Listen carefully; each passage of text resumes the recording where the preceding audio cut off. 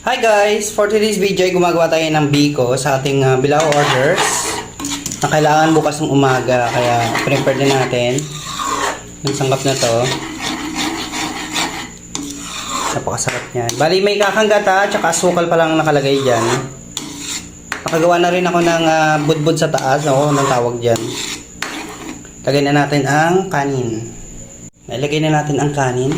Ayan, halo-haloin na lang natin siya hanggang mag well combine na siya para sa lahat na siya. Dala na natin siya lumagkip. Haluin natin para hindi masunog.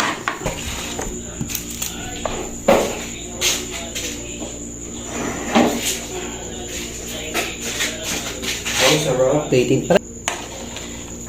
pa guys. Sakto lang ata ito rito.